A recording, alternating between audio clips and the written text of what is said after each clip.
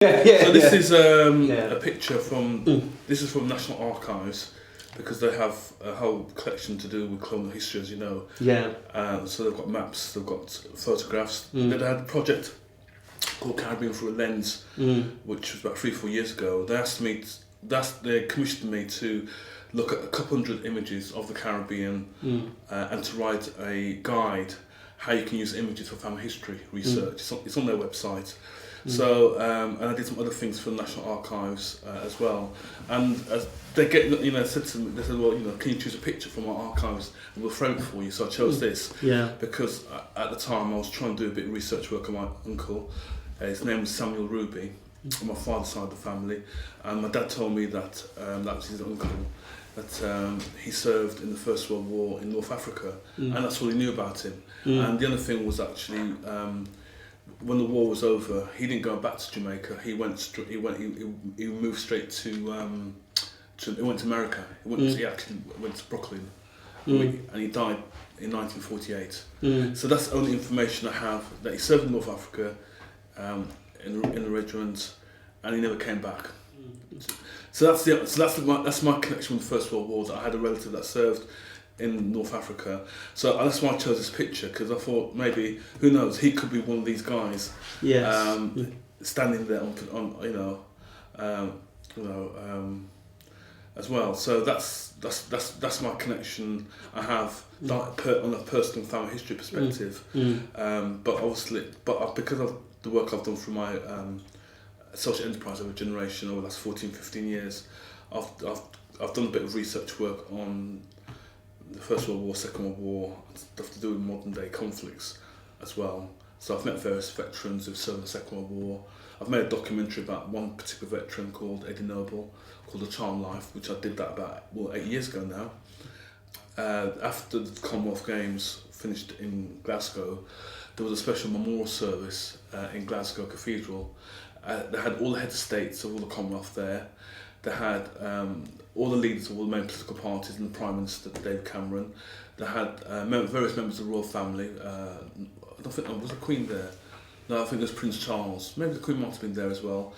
And they had various kind of ambassadors and various military people there. There must have been about 1,000 people in the cathedral. I don't know how I got invited, but I got invited.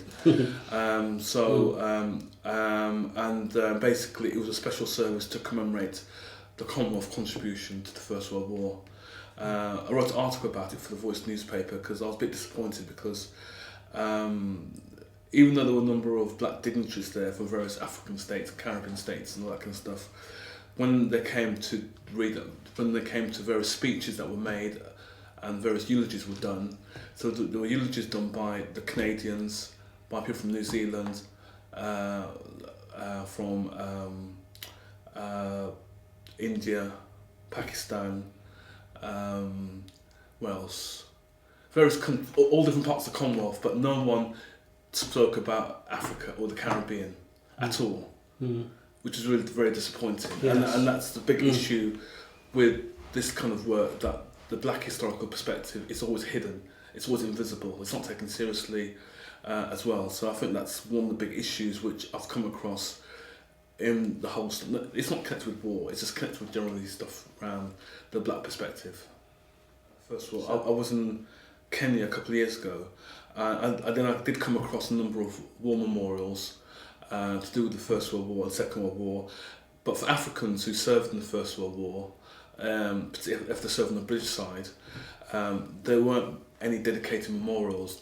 There might have been a general one, and at that time, in terms of the thinking of the Commonwealth War Commission, have responsibility for all the graves around, where lives are fell and connected with Empire and Commonwealth. Because most of the Africans at the time weren't Christians, they didn't give them Christian burial, which meant that they weren't dedicated memorials. Ironically, there were some names mentioned of West Indians who served in the First World War, like the West Indies Regiment. So there were actual. I saw a couple in one memorial. Where was it now? Mombasa.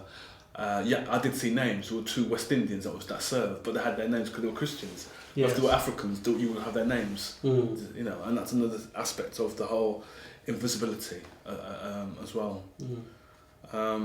I suppose the other aspect connected with the First World War, which is very similar to the Second World War. Lord Kitchener didn't want to have black troops having guns, even though we were fighting the common enemy. And in the Second World War, Winston Churchill, he didn't want to have black troops serving in the regiments, but because of shortage of manpower, those Kitchener and Churchill had to concede in the end, basically. So and that led to the creation of the British West Indies Regiment. Basically, a year and a half after the war started, basically.